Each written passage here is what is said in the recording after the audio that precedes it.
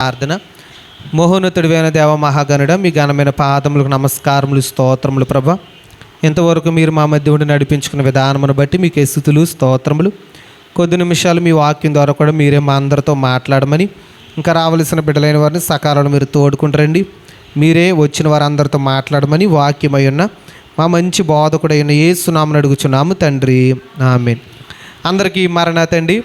ప్రభు యొక్క మహాకృపను బట్టి ఈరోజు మరొక ఆదివారం ప్రభు సన్నిధిలో ఏకీభవించడానికి దేవుడు మనకి ఎంతగానో కృప చూపించిన వారై ఉన్నారు.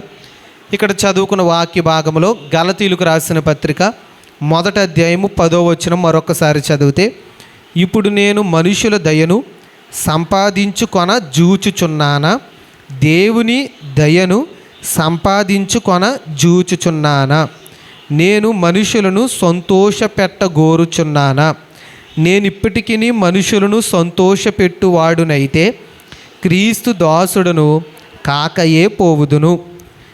ఇక్కడ చదువుకున్న వాక్య భాగంలో మనుషులను సంతోషపెడుతున్నారా, దేవుణ్ణి సంతోషపెడుతున్నారా అనే మాట ఇక్కడ మనం చూడగలుగుతున్నాము. ఒకవేళ మనుషులను సంతోషపెట్టువారైతే మీరు ఎవరికి దాసులు కాలేరంటండి? దేవునికి దాసులు కాలేరు. సరే, ఇక్కడ ఉన్న వారలారా మిమ్మల్ని అడుగుతున్నాను, మీకు ఎవరికి దాసులుగా ఉండటం ఇష్టం? మనుషులుగా లేకపోతే దేవునికా? దేవునికి దాసులుగా ఉండాలంటే ఎవరిని సంతోషపెట్టాలి? దేవుని సంతోషపెట్టాలి. సరే, మనందరము కూడా గమనించినట్లయితే ఈ కాలంలో చాలామంది ఎవరి కోసం ఎక్కువ ఆలోచిస్తారంటే మనుషుల కోసం. అంటే చూడండి, బంధువులు, స్నేహితులు, కుటుంబము, అలాగే ఇరుగు పొరుగు వారు, అలాగే తెలిసిన వారు, తెలియని వారు, అంటే మనుషుల కోసము ఎక్కువగా ఆలోచిస్తూ ఉంటారు చాలామంది. ఇప్పుడు మీరు అందరూ కూడా గమనించండి, మిమ్మల్ని పుట్టించింది ఎవరు? దేవుడు. మిమ్మల్ని కాపాడుతుంది ఎవరు? దేవుడు.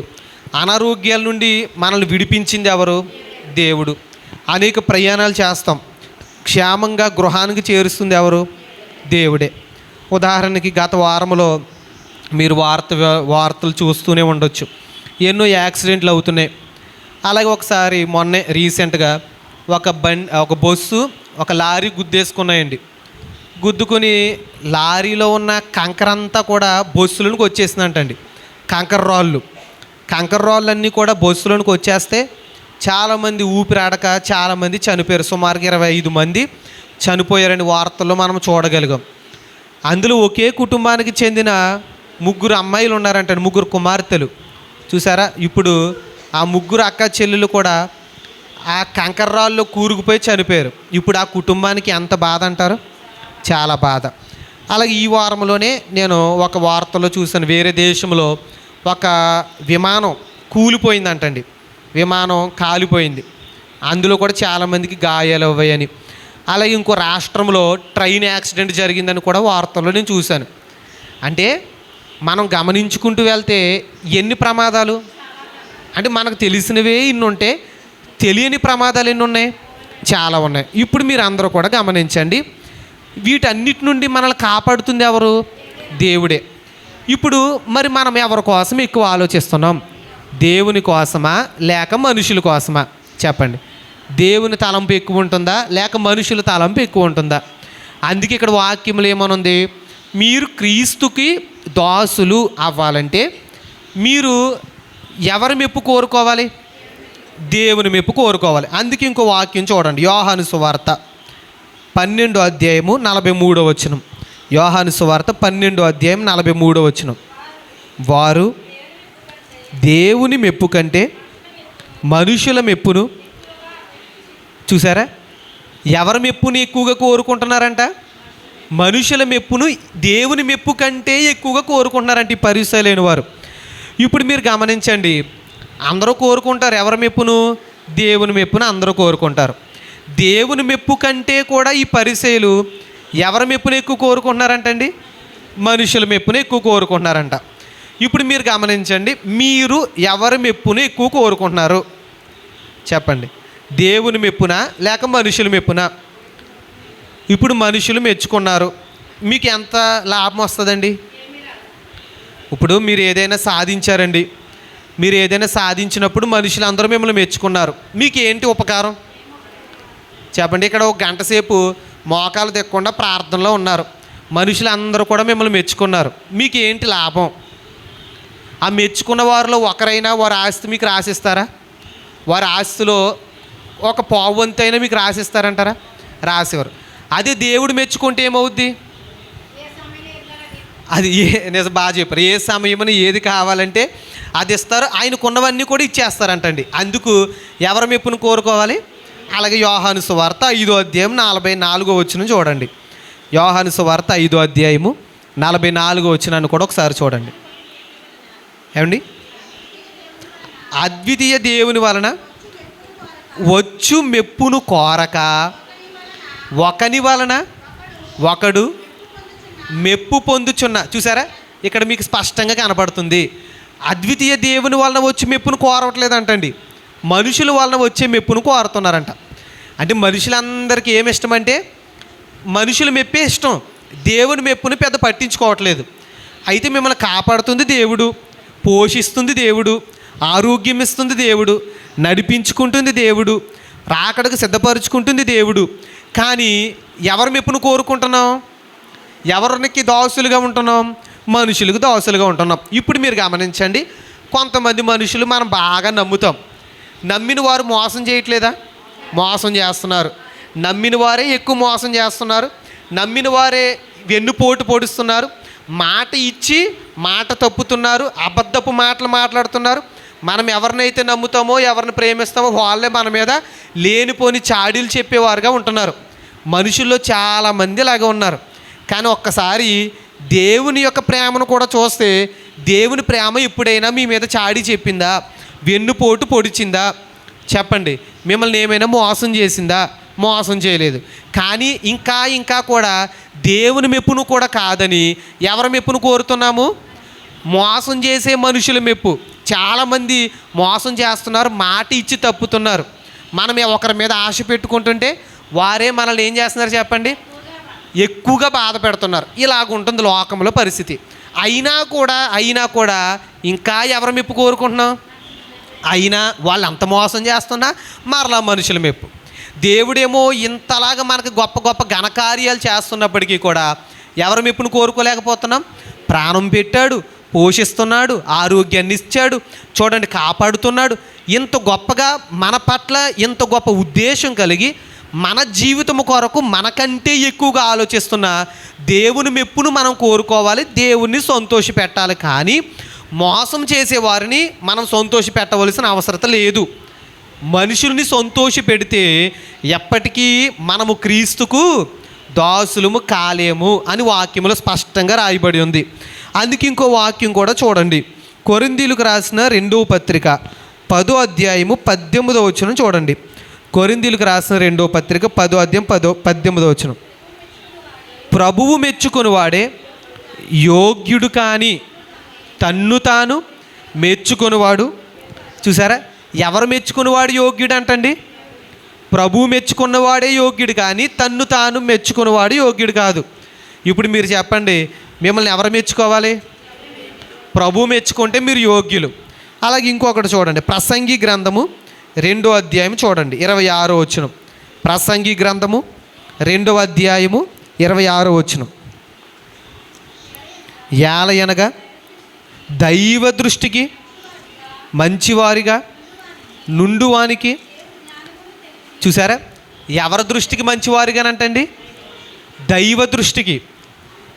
ఇప్పుడు మీరు అందరూ కూడా ఉన్నారు, ఎవరి దృష్టిని ఎక్కువ ఆకర్షిస్తున్నారు చెప్పండి? ఎవరి దృష్టిని ఆకర్షిస్తున్నారు? ఉదాహరణకి ఇంకా మీకు అర్థం అవ్వడానికి ఒక ఉదాహరణ. ఇంటి దగ్గర ఉన్నప్పుడు ఎలా ఉంటాం చెప్పండి? మనం బయటకు వచ్చినప్పుడు ఎలా ఉంటాం? ఇంటి దగ్గర ఉన్నప్పుడు బయటకు వచ్చినప్పటికి వస్త్రాలు డిఫరెన్స్ ఉంటుందా లేదా? వస్త్రాలు డిఫరెన్స్ ఉంటుంది. ఇంటి దగ్గర ఏమో అదే జిడ్డు ముఖం, చూసారా, రకరకాల వస్త్రాలు వేసుకుని ఉంటారు. బయటకు వచ్చినప్పటికి ఎలా ఉంటారు చెప్పండి? మంచి ఫ్రెష్గా రెడీ అయ్యి మంచి వస్త్రాలు ధరించి వస్తారు. ఎవరి మెప్పు కోసం? ఎవరి మెప్పు కోసం? మనుషుల మెప్పు కోసం. మనుషులు చూస్తారని వస్తున్నాం. ఇక్కడ మనుషులు ఉండరండి. ఈరోజు చర్చిలో ఎవ్వరూ లేరనుకుందాం, మీరు ఒక్కరే రావాలి, ఎలా వస్తారు? ఇంటి దగ్గర. ఇప్పుడు మీరు ఇంటి దగ్గర ఎలా ప్రార్థన చేసుకుంటున్నారు చెప్పండి? ఎలా ఉంటే అలాగే. ఇక్కడ ఎలా చేస్తారు? చక్కగా నీట్గా రెడీ అయ్యి వస్తారు. సరే, ఎవరి కోసం అంటే ఎవరు మెప్పు అంటే మనందరూ కూడా ఎవరు మెప్పు కోసం ఆలోచిస్తున్నాం? అలాగని చర్చికి అలా ఇంటి దగ్గర ఉన్నట్టు వచ్చేమన్నది కాదండి. మీకు అర్థం అవ్వడానికి ఉదాహరణ చెప్పాను. సరే, మీరు గమనించండి. ఎక్కువగా చాలామంది మనుషులు ఎంతసేపు కూడా మనుషులను చూడాలి, మనుషుల్లో నేను ఘనత వహించాలి, మనుషుల కోసం అవసరమైతే ఎవరిని వదిలిపెడుతున్నారు?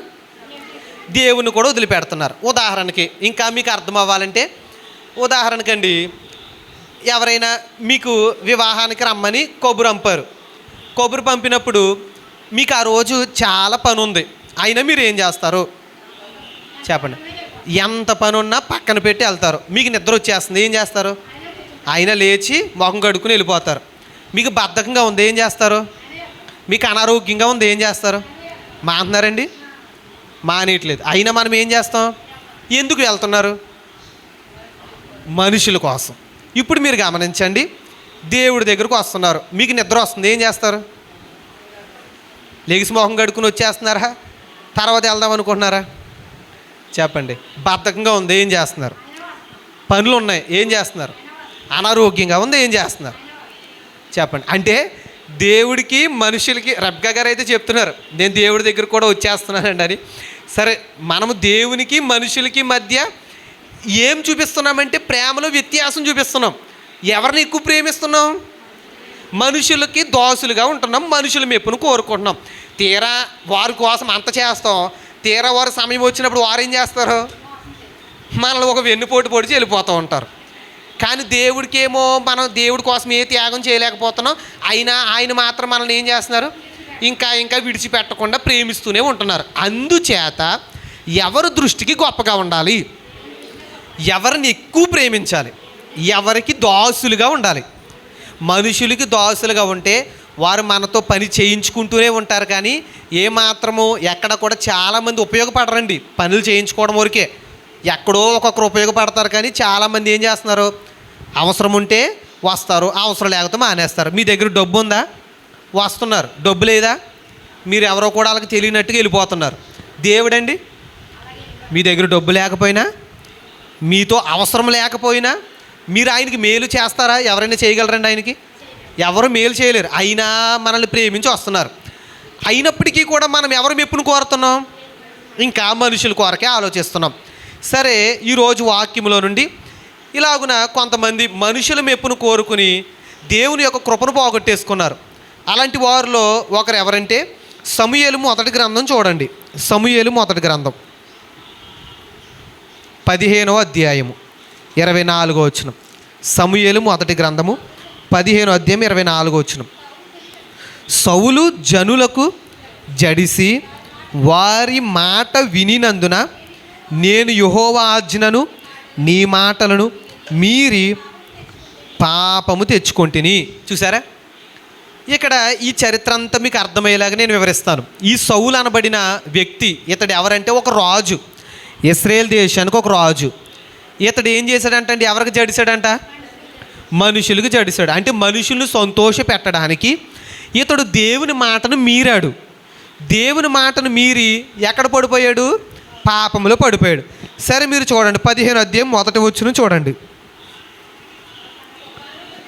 ఒకానొక దినమున సమూయేలు సౌలుని పిలిచి, యెహోవా ఇశ్రాయేలీయులకు తన జనుల మీద నిన్ను రాజుగా అభిషేకించుటకే నన్ను పంపెను. యెహోవా మాట వినుము. సైన్యములకు అధిపతియగు యెహోవా సెలవిచ్చినదేమనగా, అమాలేకీయులు ఇశ్రాయేలీయులకు చేసినది నాకు జ్ఞాపకమే. వారు ఐగుప్తులో నుండి రాగానే అమాలేకీయులు వారికి విరోధులై మార్గమందు వారి మీదకి వచ్చారు కదా. సరే, ఈ 15వ అధ్యాయం అంతా చూస్తే మీరు అందరికీ అర్థమవుద్ది ఏంటంటే, అమాలేకీయులైన వారు ఇశ్రాయేలు ప్రజల్ని చాలా బాధ పెట్టారు. బాధ పెట్టినందున దేవుడు అంటాడు, సౌలు నీవు వెళ్ళి ఆ యొక్క అమాలేకీయులందరినీ కూడా నువ్వు హతం చేయి, అమాలేకీయులందరినీ నువ్వు హతం చేయి అని చెప్తాడు. వారు నువ్వు కానీ హతం చేయకపోతే వారి వలన మరలా నీకు ముప్పు వస్తుంది. అందుచేత నీవు వెళ్ళి ఏం చేయాలంటే వారందరినీ నువ్వు హతం చేయాలని చెప్తారు. చెప్పినప్పుడు సౌలు బయలుదేరతాడండి, అమాలేకీయుల మీద యుద్ధానికి బయలుదేరతాడు. పైగా దేవుడు ఏమని చెప్తాడంటే 3వ వచనంలో ఉంటుంది, పురుషులనేమి, స్త్రీలనేమి, బాలులనేమి, పసిపిల్లనేమి, ఎద్దులనేమి, గొర్రెలనేమి, ఒంటెలనేమి, గార్ధాబములనేమి అన్నిటినీ హతం చేసే. అంటే అమాలేకీలు అందరినీ కూడా వారికున్న ఆస్తిని, వారికున్న గొర్రెలు, పశువులు అన్నిటినీ కూడా అంతం చేసే, లేకపోతే వారి వల్ల మీకు ముప్పు వస్తుంది అని దేవుడు చెప్పినప్పుడు ఇతడు వెళ్ళాడు. అక్కడ అమాలేకీయుల మీద విజయం సాధించాడు. కానీ అన్నిటినీ దేవుడు హతం చేయమన్నాడు, కానీ ఇతడు హతం చేయలేదు. అన్నిటినీ ఏం చేయలేదు చెప్పండి? హతం చేయలేదు. ఎప్పుడైతే హతం చేయలేదో దేవుడికి బాధ వచ్చింది. బాధ వచ్చి సమూయేలుని పిలిచి అంటున్నాడు, 10వ వచనం చూడండి. అప్పుడు యెహోవాకు సమూయేలునకు ప్రత్యక్షమై ఇలాగు సెలవిచ్చెను, సౌలు నన్ను అనుసరింపక వెనుక తీసి నా ఆజ్ఞలను గైకొనకపోయెను గనుక అతనిని రాజుగా నిర్ణయించినందుకు. చూసారా, దేవుడు అంటండి పశ్చాత్తాపడుతున్నాడంట. ఎందుకు దేవుడు బాధపడుతున్నాడండి? ఎవరిని రాజుగా అభిషేకించినందుకు? సౌలుని నేను రాజుగా నిలబెట్టాను కదా, ఈరోజు ఆ సౌలు నా మాట వినట్లేదు. అతన్ని నేనే రాజుగా నిలబెట్టాను, కానీ అతడు నా మాట వినట్లేదు అని దేవుడికి చాలా పశ్చాత్తాపడుతున్నాడంటండి. ఎవరి నిమిత్తము? సౌలు నిమిత్తం. అంటే సౌలు దేవుని యొక్క హృదయాన్ని ఎంత గాయపరిచాడో చూడండి, ఎంత గాయపరిచాడో చూడండి. అందుకే ఇంకోసారి చూడండి, 15వ అధ్యాయము 17వ వచనం చూడండి. 17. అందుకు సమూయేలు, నీ దృష్టికి నీవు అల్పుడుగా ఉన్నప్పుడు ఇశ్రాయేలు గోత్రములకు శిరస్సు వైతివి, యెహోవా నిన్ను ఇశ్రాయేలు మీద. చూసారా, నువ్వు అల్పుడుగా ఉన్నావు సౌలు. ఒకానొక సమయంలో అల్పుడుగా ఉన్న నిన్ను దేవుడు గణపరిచాడు, ఒక దేశానికి రాజుగా నిలబెట్టాడు. కానీ నీవు ఈరోజు ఆయన మాట వినకపోవడాన్ని బట్టి ఆయన హృదయం పశ్చాత్తాపడుతుంది నిన్ను వల్ల. ఎందుకు ఇతన్ని రాజుగా నిలబెట్టానా అని దేవుని యొక్క హృదయం ఏం చేస్తుందంటండి? బాధపడుతుంది. ఇప్పుడు మీరు గమనించండి, మిమ్మును బట్టి ఎప్పుడైనా దేవుడు బాధపడుతున్నాడా? పశ్చాత్తాపడుతున్నాడా? ఒకవేళ అలా పశ్చాత్తాపడుతుంటే మన యొక్క ప్రవర్తన మనం సరిచూసుకోవాలి ఒకసారి. ఎందుకంటే దేవుణ్ణి, ఇతడికి ఏమీ లేని సమయంలో అన్నిటినీ ఇచ్చాడు. ఆస్తిపాస్తులు ఇచ్చాడు, ఐశ్వర్యం ఇచ్చాడు, ఘనత ఇచ్చాడు, ఒక దేశానికి రాజుగా నిలబెట్టాడు. రాజుగా నిలబెట్టిన తర్వాత ఇప్పుడు ఎవరి మాటను కొట్టేస్తున్నాడు? దేవుడికి బాధేస్తుంది. ఇప్పుడు మీరు గమనించండి, దేవుడు అలుపులుగా ఉన్న మనల్ని దేవుడు అన్ని విధాలుగా హెచ్చిస్తున్నాడు, అన్ని విధాలుగా దీవిస్తున్నాడు, ఆశీర్వదిస్తున్నాడు, పోషిస్తున్నాడు, ఘనపరుస్తున్నాడు, ప్రమాదాల నుండి తప్పిస్తున్నాడు, ఆరోగ్యాన్ని ఇస్తున్నాడు. ఇంత చేసిన తర్వాత కొంతమంది ఆయన పట్ల కృతజ్ఞత కలిగి ఉండకుండా అలుపులుగా ఉన్న మనల్ని ఘనపరిచిన తర్వాత ఆయన మాటను కొట్టివేసినప్పుడు మనల్ని బట్టి కూడా ప్రభు హృదయము పశ్చాత్తాపడుతుంది. ప్రభు బాధపడతాడండి. ఏమీ లేని స్థితి నుండి నేను ఎంతో గొప్పగా కనపరిచాను కదా వీరిని, ఈరోజు వీళ్ళు నా మాటను కొట్టివేస్తున్నారు, నా ప్రేమను గుర్తించట్లేదని ప్రభు హృదయం గాయపడుతుంది. ఈరోజు ఒకవేళ ఎవరైనా సౌలు వలె ఉన్నారేమో, సౌలు వలె ప్రభు గణపరిచిన తర్వాత ప్రభు యొక్క మాటను కొట్టివేసే స్థితిలో. ఎవరి కోసం కొట్టివేశాడు? మనుషుల కోసం. ప్రాణం పెట్టిందేమో దేవుడు, గణపరిచిందేమో దేవుడు, అల్పుడుగా ఉన్నవాడిని హెచ్చించింది దేవుడు, కానీ మనుషుల కోసం దేవుని పక్కన పెట్టేశాడు. ఈ రోజున మీరు గమనించండి, ఎప్పుడైనా ఎవరైనా అలా చేస్తున్నారేమో, ఎవరి కోసం. చాలా సందర్భాల్లో తెలియక మనుషుల కోసం ఎవరిని పక్కన పెడతారు? చాలామంది దేవుని పక్కన పెట్టేస్తూ ఉంటారు. ప్రతిరోజు ప్రార్థన చేసుకునే మీరు, మీ ఇంటికి చుట్టాలు వచ్చారు, ఏం చేస్తారు ఆ రోజు? చెప్పండి, రెబ్కా గారు చెప్పండి. అవును, ఒప్పేసుకున్నారు ఆమె చేయమని. మిగతా వారు చెప్పండి, వసంత గారు. పనులు ఎక్కువ చేయం. చూసారా, ఇప్పుడు గత ఆదివారం నుండి ఈ ఆదివారం వరకు రోజుకు గంట సేపు తక్కువ కాకుండా ప్రార్థన చేసిన వాళ్ళు ఎంతమంది అండి ఇక్కడ? ఒక్కరోజు కూడా మిస్ అవ్వకండి. 7 రోజులు అంటే చాలా తక్కువ మంది కనపడుతున్నారు. చూసారా, పైగా ఇప్పుడు మంచు పట్టేస్తుంది, శీతాకాలం వచ్చేసింది, ఇంకా మనకి మంచాలు దిగబుద్ధి అవుద్దండి, ఇంకా దిగాలనిపించదు, ఇంకా బద్ధకంగా ఉంటుంది, నిద్ర ఎక్కువ కమ్మేస్తూ ఉంటుంది. చూసారా, అయినా అని మరి ప్రతిరోజు చెయ్యాలి, చేస్తున్నారు. ఎప్పుడో మీకు గుర్తు వచ్చినప్పుడు, లేదంటే వారానికి 4 రోజులు 5 రోజులు ప్రతిరోజు కంటిన్యూగా చేయాలన్నమాట అండి. చాలామంది చేయలేకపోతున్నారేమో. చేద్దాం. ఇక నుండి ఏం చేయాలి చెప్పండి? మరలా ఆదివారం కూడా ఇదే ప్రశ్న. మరలా ఆదివారం జవాబుగా అందరి చేతులు లేవాలి. ఇప్పుడు కొంతమంది చేతులు లేచాయి. సరే, మీరు అందరూ కూడా గమనించండి. మనుషుల్ని సంతోష పెడితే ఎప్పటికీ ఎవరికి దోసులు కాలేము? క్రీస్తుకు దోసులు కాలేము. అందుచేత ఈ సౌలు నిమిత్తం దేవుడు బాధపడుతున్నాడు. ఎప్పుడైనా దేవుడు మనల్ని కనపరిచిన తర్వాత మరలా మనం దేవుడిని మాటను కొట్టివేసే స్థితిలో ఉన్నామా, మనల్ని బట్టి దేవుడు బాధపడతాడు. మీరు ఎప్పుడు గమనించండి, దేవుని బట్టి మీకు ఎప్పుడైనా సంతోషం వచ్చిందా, బాధ వచ్చిందా? చెప్పండి. దేవుని బట్టి మీరు ఎక్కువ సంతోషించారా, బాధపడ్డారా? మీరే ఒప్పుకుంటున్నారు దేవుని కొరకు సంతోషించారని. ఇప్పుడు మిమ్మల్ని అడుగుతున్నాను, మీ బిడ్డలను బట్టి ఎక్కువ సంతోషించారా, ఎక్కువ బాధపడ్డారా? లేదంటే మీ మనుషులను బట్టి, మీ బంధువులు, స్నేహితులు, రక్త సంబంధికులు, కుటుంబం, వారిని బట్టి మీరు ఎక్కువ సంతోషిస్తున్నారా, వారిని బట్టి బాధపడుతున్నారా?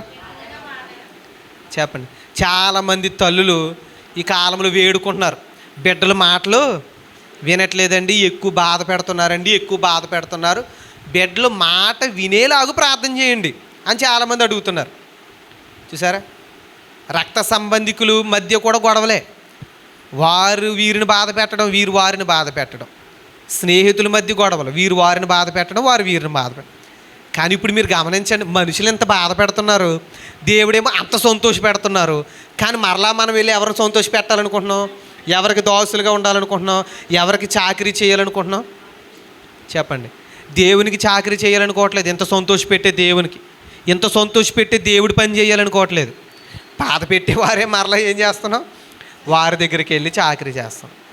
చెయ్యొద్దని కాదండి, మనుషులు ప్రేమించొద్దు అని కాదు, వాక్యమే చెప్తుంది కాదు, మనుషులు ప్రేమించండి అని. కానీ ఎవరికంటే ఎక్కువ ప్రేమించేస్తున్నాం? అందుకే వాక్యంలో స్పష్టంగా దేవదాసయ్య గారు కూడా ఒక మాట అన్నారు, నరుని మీద ఉన్న ప్రేమ క్రీస్తు వరుని మీద మలుచుకుంటే పరలోకంలో పై తరగతిలో ఉంటామంటండి. నరుడి మీద ఉన్న ప్రేమ ఎవరి మీద ఉండట్లేదు? క్రీస్తు మీద ఉండట్లేదు. అది బాధ. చూసారా? అందుకే వాక్యం స్పష్టంగా తెలియజేస్తుంది, మీరు మనుషులకి సంతోష పెడుతున్నారు, అలాగైతే క్రీస్తుకు దోసులు కాలేరు అంటూ. ఈ సౌలు కూడా ఎవరిని సంతోష పెట్టాలని చూశాడు? అమలేకీయుల్ని సంతోష పెట్టడానికి, మనుషుల్ని సంతోష పెట్టడానికి దేవుని మాటను కొట్టివేసి పాపాన్ని చేశాడండి, కీడుని తెచ్చుకున్నాడు.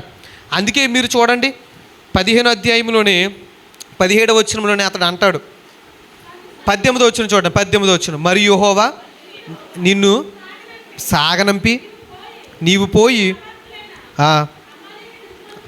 నిర్మూలము చేయము, వారు లయమగు వరకు సెలవీయగా. చూసారా? అలాగే చూడండి 23వ వచనం చూడండి, 22 నుండి చూడండి, 22. అందుకు సమూయేలు తాను సెలవిచ్చిన ఆజ్ఞను ఒకడు గైకొనుట వలన యెహోవా సంతోషించినట్లు. చూసారా? ఇక్కడ మీరు గమనించండి, యెహోవా సంతోషించినట్లు అనే మాట కనబడుతుంది కదా. ఇక్కడ సమూయేలు గారు అంటున్నారు, మీరు బలులు అర్పిస్తున్నారు, బలులు అర్పించడం కంటే, పొట్టేళ్ళు అర్పించడం కంటే దేవుని మాట వింటే శ్రేష్టం కదా, అప్పుడు దేవుడు సంతోషిస్తాడు. చూసారా? మీరు మనుషుల మాటలు విని దేవుని మాట వినకపోతే దేవుడికి సంతోషమేది? ఏమంటే ఇప్పుడు మీరు గమనించండి, మన అందరము దేవుని మాట వింటే మనుషుల్లో అందరిలో ప్రేమ ఉంటుందండి. మనుషులు అందరూ ఎలా ఉంటారు చెప్పండి? స్వార్థం ఉండదు, గర్వం ఉండదు, కోపం ఉండదు, ద్వేషం ఉండదు, అసూయ ఉండదు. అందరూ కలిసిమెలిసి కల్మషం లేకుండా ప్రేమించుకోగలం ఎవరి మాట విన్నప్పుడు. అందుకే దేవుడు అంటున్నాడు కదా, పొరుగు వారిని ప్రేమించండి, శత్రువుని ప్రేమించండి, ఎవరైనా ఏదనంటే క్షమించండి, మీరు అందరూ ఐక్యత కలిగి ఉండండి, సహోదరుల ఐక్యత కలిగి ఉండండి, మీరు అందరూ కలిసిమెలిసి ఉండండి, ఒకరినొకరు ప్రేమించుకోండి, ఒకరినొకరు క్షమించండి, చూడండి మిమ్మల్ని హింసించే వారి కోసం ప్రార్థన చేయండి. నిజంగా దేవుడి మాట వింటే మనుషులందరూ ఎంత ప్రేమతో, ఎంత ఐక్యంతో, ఎంత సంతోషంగా ఉంటారు చెప్పండి. కానీ దేవుని మాట వినకుండా కొంతమంది పైకి ప్రేమను నటిస్తారు, లోపలంతా ఏం పెట్టుకుంటారు చెప్పండి? ఏం పెట్టుకుంటారు? ద్వేషము, పగ ఇవన్నీ పెట్టుకుని పైకి ప్రేమను నటించి సమయం వచ్చినప్పుడు ఏం చేస్తారు చెప్పండి? మొన్న ముమ్మిడివారపాడు స్వస్థాల్లో శుక్రవారం సాక్ష్యాలు జరుగుతున్నప్పుడు ఒక ఆమె వచ్చారండి. ఒక ఆమె వచ్చి సాక్ష్యం చెప్తున్నారు. ఎవరికి చెప్తున్నారండి? సత్యవతి గారికి చెప్తున్నట్టున్నారు. ఆ రోజు ఆమె వైపే చూసి చెప్తున్నారు. సరే, ఆమె ఏం చెప్తుందో మాకు అర్థం కాలేదు, మాకు ఏమైనా అర్థమైందో లేదో తెలియదు. మరి సరే, మీరు గమనించండి, సాక్ష్యం చెప్పాలంటే ఎవరి మహిమ కోసం చెప్పాలండి? మనం చెప్పే సాక్షి ఎవరికి మహిమ రావాలి? దేవునికి మహిమ రావాలి. దేవునికి మహిమ కోసం చెప్పట్లేదు, ఏవేవో చూడండి. ఆమె ఏం చెప్తుందో కూడా అర్థం కావట్లేదు. ఆమె శత్రువులు ఎవరైనా చచ్చుకొచ్చారనుకోండి, దొరుకుతారు కదా, ఆ సమయంలోనే దొరుకుతారు శత్రువులు. చెప్పండి, చక్కగా పగ తీర్చుకోవడానికి. సరే, మీరు గమనించండి.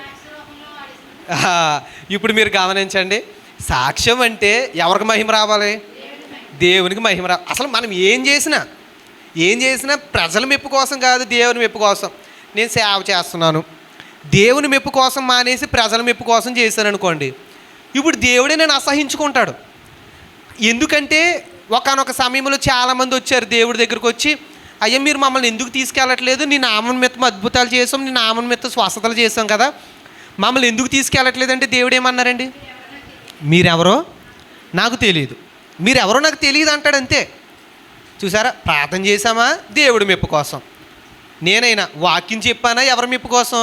దేవుని మెప్పు కోసం. సేవ చేశానా దేవుని మెప్పు కోసం. సంఘంగా మీరు చర్చకు వచ్చారా పాస్టర్ గారి మెప్పు కాదు, ఎవరి మెప్పు కోసం అండి? దేవుని మెప్పు కోసం. ప్రతీదీ కూడా దేవుడు మనల్ని మెచ్చుకుంటున్నాడా లేదని చూడాలి. ఎందుకంటే ప్రభు మెచ్చుకున్నవాడే యోగ్యుడని వాక్యంలో రాయబడి ఉంది. కాబట్టి చాలా సందర్భాల్లో మనుషులు మెచ్చుకోవాలని మనం ఆలోచిస్తూ ఉంటాం. కానీ ఎప్పుడూ కూడా మనల్ని ఎవరు మెచ్చుకోవాలి చెప్పండి? దేవుడు మెచ్చుకుంటున్నాడా లేదా అనేది మనం చూడాలి. మందిరానికి వస్తాం, ఎందుకు రావాలి చెప్పండి? దేవుడు మనల్ని మెచ్చుకోవడానికి రావాలి. పాస్టర్ గారు మెచ్చుకోవడానికి రావచ్చా చెప్పండి? ఈరోజు నేను వెళ్తే పాస్టర్ గారు కంట్లో పడతాను కాబట్టి ఆయన నా కోసం ప్రార్థన చేస్తాడు అన్నట్టుగా కాదండి. దేవుడు కంట్లో పడతాను కాబట్టి దేవుడు నన్ను దీవిస్తాడు అన్నట్టుగా మనం రావాలన్నమాట. చూసారా, మందిరం మీద కూడా మనకు ప్రేమ ఉండాలి. చూసారా, మందిరాన్ని ప్రేమించాలి, సంఘాన్ని ప్రేమించాలి, దైవ సేవకుడిని ప్రేమించాలి. చూసారా, ఇలాగా ప్రేమించినప్పుడే మనల్ని ఎవరు మెచ్చుకుంటారు? ప్రభు మెచ్చుకుంటారు. మన శుక్రవారం గోపాలపురం సంఘస్థులు ఒక ఆమె మన శాలకు వచ్చారనమాట అండి. ఆమె కొత్తగా వస్తున్నారు, చర్చికి కొత్తగా వస్తున్నారు. అంటే ఒక 4-5 నెలల నుండి వస్తున్నట్టున్నారు. నేను ఈ మధ్య కాలంలో గోపాలపురం మన చర్చికి ఆరాధనకు నేను ఈ మధ్య కాలంలో వెళ్ళలేదు అక్కడ. అయితే ఆమె కొత్తగా వస్తున్నారు, మన శాలకు వచ్చారనమాట.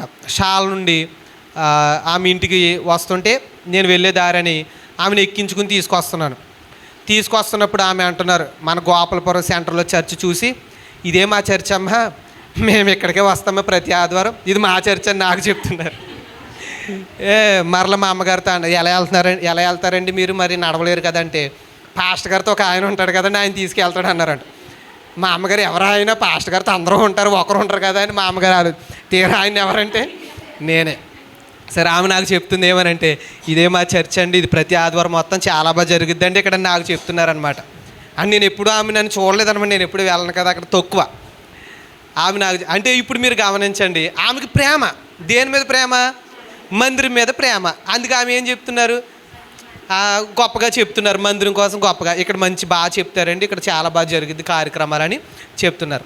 సరే, నిజంగా ప్రభు ఎప్పుడు మెచ్చుకుంటాడంటే మందిరాన్ని, సంఘాన్ని, సేవని, చూడండి సేవకుడిని ఇలా ప్రేమించినప్పుడు ఖచ్చితంగా ప్రభు ఏం చేస్తాడు చెప్పండి? మనల్ని మెచ్చుకుంటాడు అనమాట అండి. సరే, మీరు గమనించండి, అందుకు దేవుడు ఏమంటున్నాడంటే ఇప్పుడు 15వ అధ్యాయం 24 వచ్చిన నుండి చూడండి, 24 నుండి.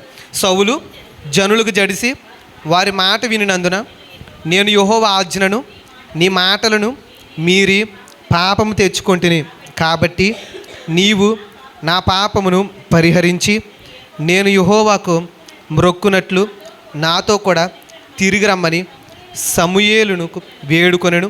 అందుకు సమూయేలు, నీతో కూడా నేను తిరిగి రాను, నీవు యెహోవాజ్ఞను విసర్జించితివి గనుక ఇశ్రాయేలు మీద రాజుగా ఉండకుండా యెహోవా నిన్ను విసర్జించాను. చూసారా, సౌలుని రాజుగా నిలబెట్టింది దేవుడే. సౌలుని ఇప్పుడు దేవుడు ఏం చేస్తున్నాడంటండి? విసర్జిస్తున్నాడంట. ఇప్పుడు మీరు గమనించండి, ఇప్పుడు మనం ఏ నెలలో ఉన్నామండి? రాకడి నెలలో ఉన్నాం. మధ్యాకాశానికి ఆయన వస్తారు. సిద్ధపడకపోతే ఇక్కడ విడిచి వెళ్ళిపోతాడండి. విడిచి వెళ్ళిపోయిన తర్వాత వారి స్థితి ఎలా ఉంటుందో చెప్పండి? చాలా భయంకరంగా ఉంటుంది. ఇప్పుడు అదే అంటున్నాడు సమూయేలు. ఏమంటున్నాడంటే, నువ్వు దేవుని మాటను కొట్టివేసావు. ఎవరి కోసం కొట్టివేసావు? మనుషుల కోసం దేవుని మాటను కొట్టివేసి దేవుని విసర్జించావు, కాబట్టి దేవుడు నిన్ను విసర్జించి ఉన్నాడు. దేవుడు విసర్జిస్తే మనుషుల పరిస్థితి ఏమవుతుంది చెప్పండి? మనుషుల పరిస్థితి అంత భయంకరంగా ఉంటుంది. ఈ రోజున మీరు గమనించండి, దేవుడు ఎప్పుడూ కూడా మనల్ని ఏం చేయకూడదు, విసర్జించకూడదు అనమాట. నిజంగా విసర్జించే రోజే కానీ వస్తే అంతకంటే భయంకరమైన రోజు ఏది ఉండదు అనమాట. అందుకే విసర్జించకుండా విడిచిపెట్టకుండా ఉండాలంటే మనం ఆయన రాకకు సిద్ధపడాలి, ఆయన మాటను కొట్టివేయకూడదు, ప్రభు మెప్పును కోరుకోవాలి, ప్రభు దృష్టికి మనం గొప్పవారిగా ఉండాలి, ప్రభు దృష్టికి గొప్పవారిగా ఉండాలి. ఇప్పుడు మీరు చెప్పండి, లోకములో గొప్పవారు అని ఎవరిని పిలుస్తారు? ధనవంతుల్ని పిలుస్తారు, ఐశ్వర్యవంతుల్ని పిలుస్తారు, మంచి అధికారం కలిగిన వారిని పిలుస్తారు, ఆస్తిపరుల్ని పిలుస్తారు. మరి ఇప్పుడు ఈ రోజున ప్రభు కూడా పిలుస్తాడు గొప్పవారని. ఎవరిని పిలుస్తాడండి? నీతి నిమిత్తం హింసింపబడువారు ధన్యులు, పరలోక రాజ్యము వారిది. ఎవరు ధన్యులంట? హింసింపబడువారు ధన్యులు. చూసారా, మత్తయి సువార్త 5వ అధ్యాయం మొత్తం అంతా ఉంటుందండి ఆ చరిత్ర. ఆత్మ విషయమై దీనులైన వారు ధన్యులు, సాత్వికులు ధన్యులు. ఎవరు గొప్పవారంట? సాత్వికులు ధన్యులు అంట. అంటే ఎవరైతే క్రీస్తుని కలిగి సాత్వికంగా ఉంటారో వారు గొప్పవారు, వారు ప్రభు దృష్టిని ఆకర్షించగలరు. అయ్యగారు రాశారు కదా, అనేక నానా వర్ణాల పువ్వులు ప్రభు దృష్టిని మానవుని దృష్టిని ఆకర్షిస్తాయి. అలాగునే మానవుని యొక్క శుద్ధి ఎవరి దృష్టిని ఆకర్షిస్తుందంట? ప్రభు మదిని ఆకర్షిస్తుంది అంటండి. చూసారా, అందుకు ఈరోజు ప్రభు రాకడికి వచ్చినప్పుడు, మధ్యాకాశానికి రేపుచర్లో ఆయన వచ్చినప్పుడు, మనం ఆయన దృష్టిని ఆకర్షించినప్పుడు, మనకు ఆకర్షింపబడిన ప్రభు ఆయనతో ఉండటానికి మనల్ని ఏం చేస్తాడు? తీసుకుని వెళ్తాడు. అందుకే ఎవరి మెప్పును కోరుకుందాం? చూసారా, మనుషుల మెప్పును కోరుకుని మనుషుల కొరకు దేవుని మాటను కొట్టివేసిన సౌలు యొక్క స్థితి ఏమైపోయింది చెప్పండి? దేవుడే అతన్ని విసర్జించాడు, దేవుడే అతన్ని విసర్జించాడు. అందుకే దేవుడు కనపడ్డండి. అప్పటి వరకు కనపడే దేవుడు సౌలుకి కనపడలేనప్పుడు ఎక్కడికి వెళ్తాడు? కర్ణపిశాచి దగ్గరికి వెళ్తాడంట. చూసారా, విసర్జించాడు దేవుడు. నిజంగా విసర్జిస్తే ఎంత భయంకరంగా ఉంటుందో కదా. అందుచేత ప్రభు దృష్టిని మనం ఆకర్షిద్దాం, ప్రభు మెప్పును కోరుకుందాం. మనుషుల కొరకు ఎప్పుడూ ప్రభుని ప్రక్కన పెట్టొద్దండి. మనుషుల కొరకు ఎప్పుడూ ప్రభుని పక్కన పెట్టేవారుగా ఉండొద్దు. తర్వాత చూస్తే నిర్గమకాండము 32వ అధ్యాయము, నిర్గమకాండము 32వ అధ్యాయము మొదటి వచనం నుండి చూడండి. మోషే కొండ దిగకుండా తడువు చేయుట ప్రజలు చూచినప్పుడు ఆ ప్రజలు అహరోను వద్దకు కూడి వచ్చి, లెమ్ము, మా ముందర నడుచుటకు ఒక దేవతను మా కొరకు చేయము, ఐగుప్తులో నుండి మమ్మును రప్పించిన ఆ మోషే అనువాడు ఏమాయనో మాకు తెలియదని అతనితో చెప్పిరి. అందుకు అహరోను, మీ భార్యలకు, మీ కుమారులకు, మీ కుమార్తెలకు చెవులనున్న బంగారు పోగులను తీసి నా యొద్దకు తెండని వారితో చెప్పాను. సరే, ఇశ్రాయేలు ప్రజలను నడిపించమని దేవుడు ఎవరికి అప్పగించారండి? మోషే గారికి, అహరోను గారికి అప్పగించారు. మోషే గారు నడిపిస్తూ ఒకానొక సమయంలో కొండ మీదకి వెళ్ళాడు. ఐగుప్తులో చాలా శ్రమలు పెట్టినప్పుడు పరో వారందరి దగ్గర నుండి విడిపించి ఇప్పుడు కొండ మీదకి వెళ్ళాడు. కొండ మీద ఎవరితో సహవాసంలో ఉన్నాడు? దేవునితో సహవాసంలో ఉన్నాడు. కొండ కింద ఎవరు ఉన్నారండి? ఇశ్రాయేలు ప్రజలు ఉన్నారు.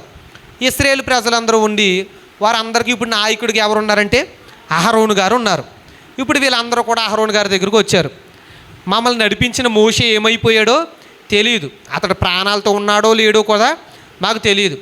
కాబట్టి ఇక ముందు కూడా మేము మా ప్రయాణం కొనసాగించాలి. కాబట్టి ఇక ముందుకు మేము నడవడానికి మా ముందర నడిచే ఒక దేవతను మాకు తయారు చెయ్యి, మాకు ముందర నడవడానికి ఒక దేవతను మాకు తయారు చెయ్యి అని అడిగారు. అడిగినప్పుడు ఇతడేం చెప్పాలి? అయ్యే, మీరేం కంగారు పడొద్దు, మోషే గారు ఎక్కడికి వెళ్ళారనుకుంటున్నారు? దేవుడి దగ్గరికి వెళ్ళాడు, ఆయన తిరిగి వస్తాడు. ఇంతవరకు నడిపించిన మోషే రాకుండా ఏమైపోతాడు? ఇంతవరకు నడిపించిన దేవుడు ఏమైపోతాడు? ఆయన ఎక్కడికి వెళ్ళలేదు, ఆయన వచ్చే వరకు మీరు వేచి చూడండి అని చెప్పాలి.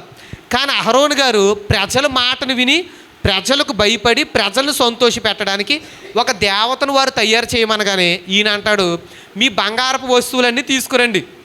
చూడండి, మీ చెవులైనా, గాజులైనా, నెక్లెస్లైనా వాటన్నిటిని తీసుకుని రండి అని చెప్పినప్పుడు, దేవతను తయారు చేస్తాను, మీరు వాటన్నిటిని తీసుకుని రండి అని చెప్పినప్పుడు ప్రజలైన వారందరూ కూడా ఏం తెచ్చిపెట్టారంట? వారికున్న బంగారపు వస్తువులన్నీ కూడా తెచ్చిపెట్టేశారంట. ఇప్పుడు మీరు గమనించండి, వారి ముందర నడవడానికి వారు తయారు చేశారంట. ఏం తయారు చేశారు? ఆ బంగారం అంతటిని కరిగించి ఒక దూడను తయారు చేశాడంట.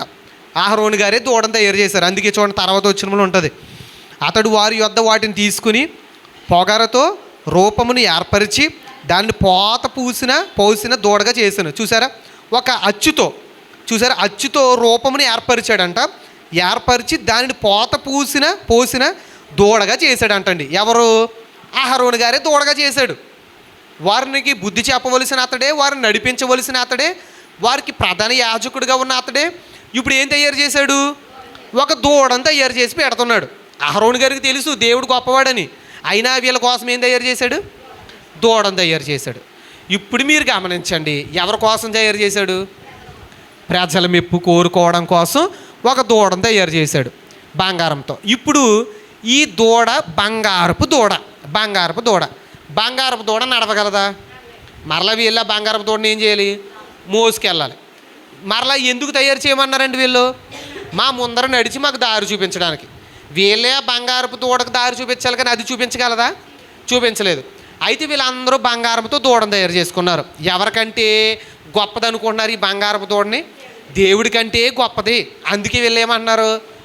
ఇక నుండి మమ్మల్ని నడిపించవలసింది బంగారపు దూడే, మమ్మల్ని విడిపించింది బంగారపు దూడే, మమ్మల్ని ఇక్కడి వరకు తీసుకొచ్చింది బంగారపు దూడే, మమ్మల్ని రక్షించుకుంది కూడా ఈ బంగారమే అంటున్నారు.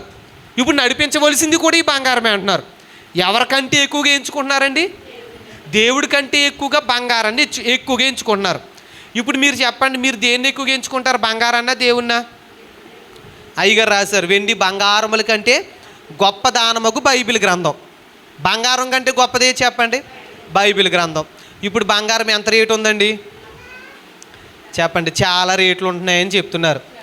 ఇప్పుడు ప్రతి ఒక్కరికి కూడా ఏం కొనుక్కోవాలని ఆశ? బంగారం కొనుక్కోవాలని ఆశ. ఎందుకు ఆశ చెప్పండి? సెల్ ఫోన్ కొనుక్కున్నాం అనుకోండి, ఓ 50,000 సెల్ ఫోన్ కొనుక్కున్నాం, 2 రోజులు పోయి అమ్మేయాలంటే ఎంత వస్తుంది? కానీ బంగారపు విలువ తగ్గుతుందా? పెరుగుతూనే ఉంది. ఆపదలో కాపాడుతుంది. అందుకే ఏం చేస్తారు చెప్పండి? బంగారం కొనుక్కోవాలని చాలామంది చూస్తూ ఉంటారు. సరే, మీరు గమనించండి, ఇప్పుడు బంగారాన్ని చాలా భద్రంగా దాస్తారు. మీరు అందరికీ బంగారం ఉంది కదండి? ఉంది. బంగారాన్ని ఎలా దాస్తారు చెప్పండి? చాలా భద్రంగా దాస్తారు. ఎందుకంటే బంగారానికి చాలా విలువ ఇస్తూ ఉంటారు చాలామంది. అయితే చిన్నతనంలో నా పుట్టినరోజుకైనా ఎప్పుడైనా మా అమ్మగారు చైన్ మెల్లో బంగారం చైన్ వేసేవారు.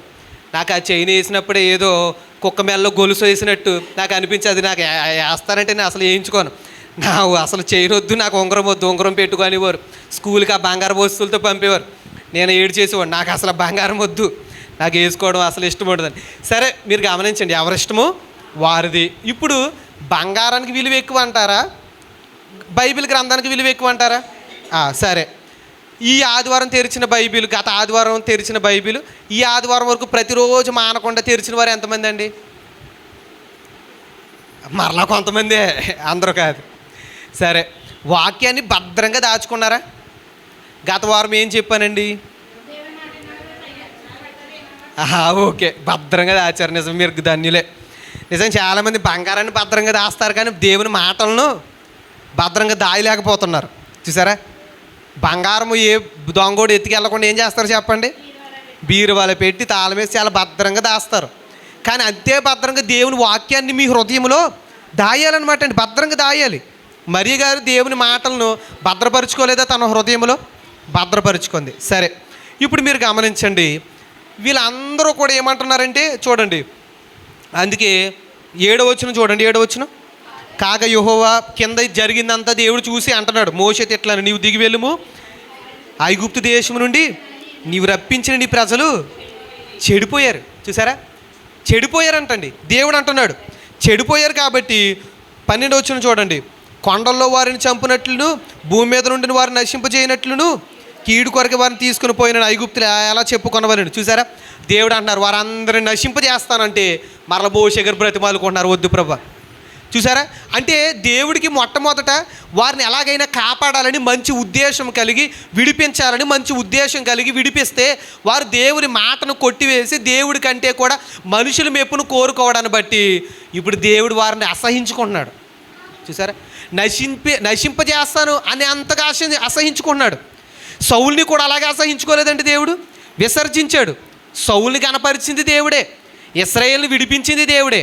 కానీ సౌలైనా ఇశ్రాయేలీలైనా కూడా తర్వాత వారు దేవుని మాటకు లోబడకుండా దేవుని మాటను కొట్టివేసి మనుషుల కొరకు ఆలోచన చేసి దేవుడి ద్వారా ఎలాంటి సాక్ష్యాన్ని పొందుతున్నారు చెప్పండి? గణపరిచిన దేవుడే ఇప్పుడు ఏమంటున్నాడంటే, వీళ్ళు నాకు నచ్చట్లేదు. సౌలుని అదే అన్నాడు, ఇశ్రాయేలుని అదే అంటున్నాడు. వీళ్ళు నా జనమన్న దేవుడే, వీళ్ళు ఇప్పుడు నాకు నచ్చట్లేదు, వీళ్ళని నాశనం చేసేస్తాను అంటున్నాడు. చూసారా? ఇప్పుడు మీరు గమనించండి, ఒకప్పుడు ఎంతో ప్రేమించాడు దేవుడు, కానీ ఇప్పుడు నచ్చట్లేదు అంటున్నాడు. ఇప్పుడు మీరు అందరూ కూడా గమనించండి, ఈ రోజున ఒకప్పుడు దేవుడు మనల్ని ప్రేమించాడు, ఈరోజు అలాగే ప్రేమిస్తున్నాడు, రేపు అలాగే ప్రేమించాడు, రాకడ పర్యంత వరకు అలాగే యుగ యుగాలు అలాగే ప్రేమించాలి. అంతేకాని ఆయనకు మన మీద ఉన్న ప్రేమ తగ్గిందనుకోండి, ఇక్కడే ఉండిపోతాం, విడవబడిపోతాం. ప్రేమ తగ్గకుండా ఉండాలంటే ఎవరి మెప్పును చూడాలి? అందుకే అయ్యగారు రాశారు, వధువు సంఘం ఎప్పుడు ఎవరి కోసం ఎదురు చూస్తుంది? నా తండ్రి వస్తాడా, నా కొడుకు వస్తాడా అని కాదంటండి, ఎవరి కోసం? చూసారా? కష్టాల్లో ఉన్నప్పుడు వరుడు కోసం ఎదురు చూడండి, ఆయనే మీ కష్టాలు తీరుస్తాడు. ఆకలితో ఉన్నప్పుడు పోషకుడు కోసం ఎదురు చూడండి, ఆయనే వచ్చి మీకు పోషిస్తాడు. కరువులో ఉన్నప్పుడు ఆయనే పోషిస్తాడు. ఆపదలో ఉన్నప్పుడు ఆపదలు తప్పించి ఆయన వైపే చూడండి. ఎప్పుడూ ఎవరు రాక కోసం ఎదురు చూడాలి? మనుషుల రాక కోసం ఎదురు చూస్తూ ఉంటాం. ఎప్పుడు వాళ్ళు ఎప్పుడు విడిచిపెట్టేస్తారో తెలియదు, ఎప్పుడు వదిలి వెళ్ళిపోతారో తెలియదు. మనుషుల మెప్పు ఎప్పుడు మనకు అనవసరం అండి. మనుషులు మెచ్చుకున్నా మనకు వచ్చే లాభం లేదు. చూసారా? కానీ అందుకే మనల్ని ఎప్పుడు కూడా ఎవరు మెచ్చుకునేవారుగా ఉండాలి? దేవుడు మెచ్చుకునేవారుగా ఉండాలి. అహరోనైనా సౌలైనా ఎవరి కోసం ఆలోచన చేశారు చెప్పండి? ఎవరి కోసం ఆలోచన చేశారు? మనుషుల కోసం ఆలోచన చేశారు. ఇప్పుడు వాక్యం వింటున్న మీరు గమనించండి, మీరు ఎవరి కోసం ఆలోచన చేస్తున్నారు? మనుషుల కోసమా, దేవుని కోసమా అనేది మనల్ని మనం ప్రశ్నించుకుందాం. అలాగే తర్వాత మీరు చూస్తే సంఖ్యాకాండము 22వ అధ్యాయం. సంఖ్యాకాండము 22వ అధ్యాయము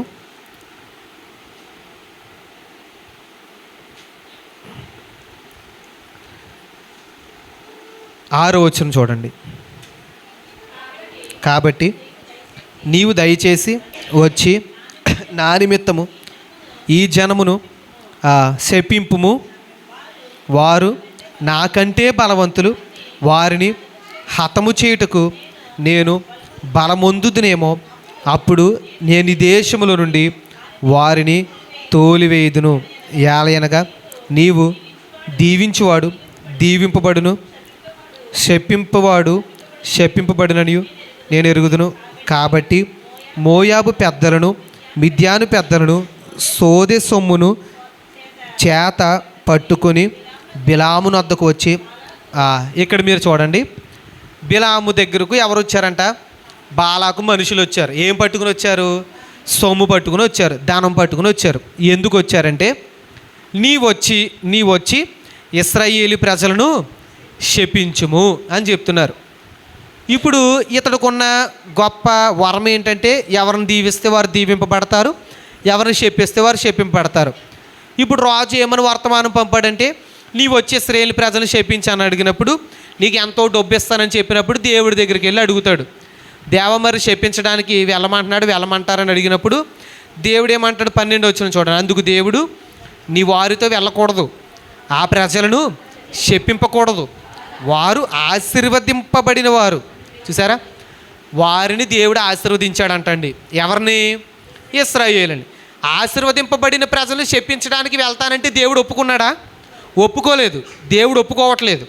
ఈరోజు దేవుని యందు విశ్వాసము కలిగి ఉన్న మనందరము కూడా ఎవరని చెప్పండి? ఆశీర్వదింపబడిన వారము. ఆశీర్వదింపబడిన వారి మీదకు కీడు వస్తుందంటే దేవుడు ఒప్పుకుంటాడా? చెప్పండి. శోధన వస్తుందంటే దేవుడు ఒప్పుకుంటాడా? ఒప్పుకోడు. ఆశీర్వదింపబడిన మన మీదకు శోధన వస్తుందన్నా కీడు వస్తుందన్నా దేవుడు ఒప్పుకోడు. అందుకే అయ్యగారు రాశారు కదా, నీవు చేసే ప్రార్థనలు దాటి ఏ కీడు నీ దగ్గరికి రాగలదు, నీ చుట్టూ ఉన్న దూతలను దాటి ఏ జబ్బు నీ దగ్గరికి రాగలదు. నీ కష్టంలో దేవా అని నీవే స్వయంగా ప్రార్థన చేసుకుంటే ఆ ప్రార్థనను దాటి ఏ శోధన నీ యొద్దకు రాగలదు. చూసారా? ఆశీర్వదింపబడిన మన మీదకు కీడు రావడానికి దేవుడు ఒప్పుకోడండి. మనం ఎప్పుడు నెమ్మదిగా శాంతి సమాధానంతో ఉండాలని దేవుని యొక్క ఉద్దేశం. కానీ మనం ఏం చేస్తున్నాం? మనము దేవుని మాటను కొట్టివేసి కొన్ని సందర్భాల్లో ఏం తెచ్చుకుంటున్నాం చెప్పండి? కీడును తెచ్చుకుంటున్నాం. ఇక్కడ మీరు గమనించండి, బిలాముకి వరం ఇచ్చింది ఎవరు? దేవుడే. బిలాముకున్న గొప్ప వరము, ఎవరిని ఆశీర్వదిస్తే ఆశీర్వదింపబడతారు, ఎవరిని శపిస్తే అంత గొప్ప వరం ఇచ్చింది దేవుడే. వరం ఇచ్చిన ఇతడు మనుషులు ఇవ్వలేదు కదండి, ఇతడికి వరం దేవుడు ఇచ్చాడు కదా. ఇప్పుడు ఈ వరం ఎవరి కోసం ఉపయోగించాలి? దేవుడి కోసం ఉపయోగించాలి. దేవుడిని ఇతడు ఎప్పుడూ దృష్టిలో పెట్టుకోవాలి. కానీ ఇక్కడ ఇతడు ఎప్పుడైతే సొమ్ము ఇస్తానన్నాడో దేవుడి దగ్గరికి వెళ్ళి అడిగినప్పుడు వెళ్ళొద్దు అని చెప్పాడు. వెళ్ళొద్దు అని చెప్పినప్పుడు నేను రానని చెప్పాడండి. ఏమన్నాడు చెప్పండి? నేను రాలేను, దేవుడు వెళ్ళొద్దు అంటున్నాడని చెప్పారు. ఇలా చెప్పినప్పుడు మరలా బాలాకు మరలా పంపాడంట. ఏమనంటే చూడండి 16 నుండి చూడండి 16. వారు బిలాముని వద్దకు వచ్చి అతనితో, నీవు దయచేసి నా యొద్దకు వచ్చుటకు ఏమియు అడ్డము చెప్పకము, నేను నీకు బహు ఘనత కలగజేసేదను. నీవు మాతో ఏమి చెప్పుదువో అది చేసేదను గనుక దయచేసి వచ్చి నా నిమిత్తము ఈ జనమును శపించుమని సిపోరు కుమారుడైన బాలాకు చెప్పిననిరి. ఇప్పుడు మీరు గమనించండి, ముందుగా కొంతమంది వచ్చారు, శపించడానికి రమ్మన్నప్పుడు ఇతడు వెళ్ళాడా? ఎందుకు వెళ్ళలేదంటే దేవుడు వద్దన్నాడు. ఎప్పుడైతే దేవుడు వద్దన్నారో ఇతడు రానని చెప్పాడు. మరలా ఇప్పుడు ఈసారి ఎవరు వచ్చారంటే అంతకంటే గొప్ప అధికారులు వచ్చారంటండి ఇతడి దగ్గరికి. అంతకంటే పేరు ప్రఖ్యాతలు కలిగిన గొప్ప అధికారులు వచ్చి అంతకంటే ముందు తెచ్చిన సొమ్ము కంటే ఎక్కువ సొమ్ము తెచ్చి అంటున్నారు, నిన్ను ఈ ప్రజలందరిలో కూడా కనపరుస్తాను, అందరిలో కల్లా గొప్ప రాజ్యాన్ని నీకు ఇస్తాను, ఎందుకంటే నేను ఒక రాజును కాబట్టి గొప్ప అధికారాన్ని నీకు ఇస్తాను, గొప్ప పదవిని నీకు ఇస్తాను, గొప్పగా కనపరుస్తాను, గొప్ప ఐశ్వర్యాన్ని నీకు ఇస్తాను, ప్రజలందరూ నీ దగ్గర నిన్ను గౌరవించేలాగా నేను చేస్తాను అని చెప్పగానే ఇతడు శపించడానికి బయలుదేరిపోయాడు. ఎవరిని శపించడానికి? దేవుడు నువ్వు వెళ్ళొద్దయ్యా, వారు ఆశీర్వదింపబడిన ప్రజలు, వారిని శపించడానికి వెళ్తే అడ్డుగా ఎవరు నిలుస్తాడండి? దేవుడు అడ్డుగా నిలుస్తాడు. అయినా కూడా నాకు దేవుడు అడ్డు ఉంటే ఏంటి, నాకు ఇంత గొప్ప ఘనత వస్తుంది కదని దేవుని మాటను కొట్టివేసి ప్రజల మెప్పు కొరకు, ప్రజల్లో ఘనత కొరకు, ప్రజల్లో ఐశ్వర్యము కొరకు, ఘనత కొరకు, పేరు ప్రఖ్యాతల కొరకు దేవుని మాటను కొట్టివేసి బయలుదేరాడంటండి. 21 వచ్చిన చూడండి. ఉదయమున బిలాము లేచి తన గాడిదకు గంత కట్టి మోయాబు అధికారులతో కూడా వెళ్ళెను. అతడు వెళ్ళుచుండగా దేవుని కోపము, చూసారా, దేవుని మెప్పు కాదని దేవుని గణపరిచిన తర్వాత, సౌలుని గణపరిచిన తర్వాత దేవుడి మెప్పు కాదని వెళ్ళాడు, విసర్జించాడు. అహరోన్ని దేవుడు గణపరిచాడు, ఇశ్రాయేలుని దేవుడు విడిపించిన తర్వాత దేవుడు మాటను కొట్టివేసి మాకు ఈ దూడే దేవుడు అని చెప్పి వారు వెళ్ళారు, నశింపజేస్తానని దేవుడు పలికాడు. ఇప్పుడు బిలాము దేవుడు గణపరిచి వరాలు ఇచ్చిన తర్వాత నాకు దేవుడు అవసరం లేదని దేవుడు మాటను కొట్టివేసి వెళ్తుంటే దేవుని కోపం ఏమైందంట? దేవుడు కోపడుతున్నాడంటండి. ఎంత కోపమో చూసారా? ఎలా ఉంది ఇక్కడ? ఏమని రాయబడింది? యెహోవా కోపము రవులు కొనెను. ఇప్పుడు మీరు గమనించండి, దేవుడు మనల్ని ప్రేమిస్తాడు నిజమే, దేవుడు కోపం కూడా వస్తుందా రాదా చెప్పండి? దేవుడు ఒకవేళ కోపపడితే ఎలా ఉంటుంది అంటారు? మీ ఇంట్లో మీ బిడ్డలు మీ మీద కోపపడ్డారు, ఏం చేస్తారండి చెప్పండి? వాళ్ళు ఏం చేస్తారు? కొంతమంది అయితే చేతులు ఏది ఉంటే అది పగలు కొట్టేస్తారు, కొంతమంది భోజనం మానేస్తారు, కొంతమంది ఇంటికి రారు. ఒక అబ్బాయి, నాకు తెలిసిన ఒక అబ్బాయి, వాళ్ళ తల్లిని కొట్టేస్తూ ఉంటాడండి అస్తమాటి, కోపంతో తల్లిని కొడుతూ ఉంటాడు అస్తమాటి. అంటే మీరు గమనించండి, చాలామంది కోపాన్ని ఆపుకోలేక ఇష్టం వచ్చినన్ని పనులు చేస్తూ ఉంటారు. ఇప్పుడు మీరు గమనించండి, వీళ్ళందరి కోపం ఒక ఎత్తు, దేవుడికి కానీ కోపం వచ్చిందనుకోండి ఇక్కడే విడిచి వెళ్ళిపోతాడు అంతే. ఆయన మధ్యాకాశానికి వచ్చినప్పుడు ఇక్కడ విడిచి వెళ్ళిపోతాడు. అప్పుడు వారి పరిస్థితి ఏంటంటారు? ఇప్పుడు చూడండి, యెహోవా కోపం రవులుకొనెను. తర్వాత ఏమేమి చూడండి, యెహోవా దూత అతనికి విరోధి అయి, ఎవరికి? యెహోవా దూత అంటే ఎవరు? దేవుడే. ఇప్పుడు దేవుడే అతనికి విరోధిగా ఎక్కడ నిలిచాడంట? నా ప్రజలను నువ్వు శపించడానికి వెళ్తావని ఆయన నన్ను దాటుకుని వెళ్ళు, నా ప్రజలను శపించాలంటే నన్ను దాటుకుని వెళ్ళని దేవుడు నిలబడ్డాడండి. ప్రజలకి ఆ యొక్క బిలాముకి మధ్య ఎవరు నిలబడ్డారు చెప్పండి? ప్రజలకి కష్టం వస్తుందంటే దేవుడు ఒప్పుకుంటున్నాడా? ఒప్పుకోవట్లేదు. చూసారా, ఒప్పుకోవట్లేదు. సాతాను మన మీదకు దూసుకుంటూ వస్తాడు మనల్ని పడగొట్టడానికి. మధ్యలో ఎవరు నిల్చుంటున్నారండి? మన మీదకి శ్రమ రాకుండా దేవుడు నిలిచి అడ్డుకుంటున్నాడు. నిజంగా దేవుడు అడ్డుకోకపోతే ఎప్పుడో వద్దునండి, మనం ఎప్పుడో అయిపోదు, మన పరిస్థితి ఎప్పుడో అయిపోదు.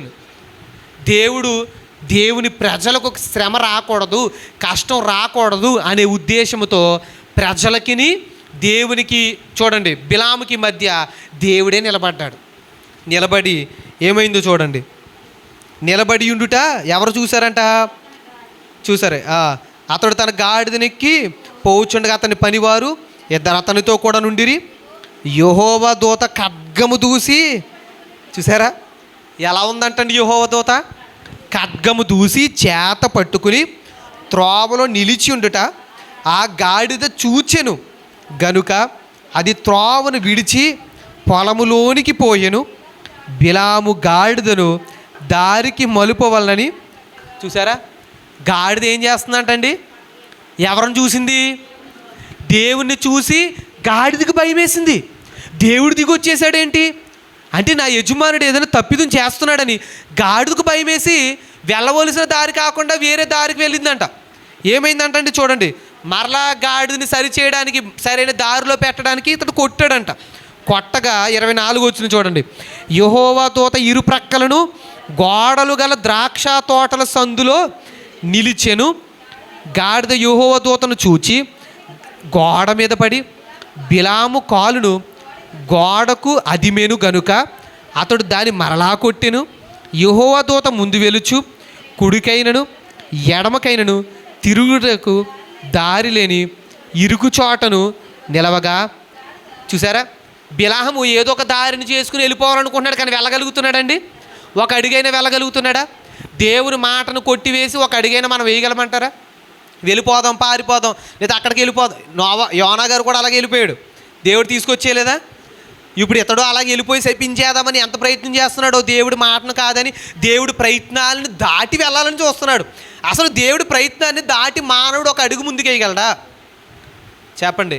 అది వాక్యంలో ఉంటుంది. దేవుని సెలవు లేనిదే ఒక వెంట్రుక తెల్లగా అయినను నల్లగా అయినా నీవు చేయలేవు. చూసారా, అందుకే మీరు అంటారేమో నేను నల్లగా చేసేయగలని తెల్ల జుట్టుని కూడా చూడండి రొంగు వేసేసుకుంటే అదేమవుద్ది? తెల్ల. అది ఎంతకాలం చెప్పండి? నిజంగా రొంగు వేసి మానేసామనుకోండి ఏమవుతుంది చెప్పండి? జుట్టు మొత్తం ఇంకా సరే. చూడండి, దేవుడి సెలవు లేనిదే ఒక వెంట్రుకనే మనం మార్చలేకపోతున్నాం, ఒక వెంట్రుక రొంగునే మార్చలేకపోతున్నాం కదా. ఇతడు ఏమనుకుంటున్నాడు? ఏకంగా దేవుడి మాటను కొట్టివేసి దేవుని దాటి వెళ్ళి దేవుడి ప్రజల్ని చేపిద్దాం అనుకుంటున్నాడు. పైగా ఇతడు ఎవరంటే దేవుడి ద్వారా ఆశీర్వదింపబడిన వ్యక్తి, దేవుడి దగ్గర వరాలు పొందుకున్న వ్యక్తి దేవుడికి విరోధంగా వెళ్తున్నాడు. ఇప్పుడు ఎవరు బుద్ధి చెప్తున్నారండి? చూడండి 27 వచనం. గాడిద యెహోవా దూతను చూచి బిలాముతో కూడా క్రింద కూలబడెను గనుక బిలాము కోపము పడి తన చేతి కర్రతో గాడిదను కొట్టెను. అప్పుడు యెహోవా ఆ గాడిదకు వాక్కునిచ్చెను.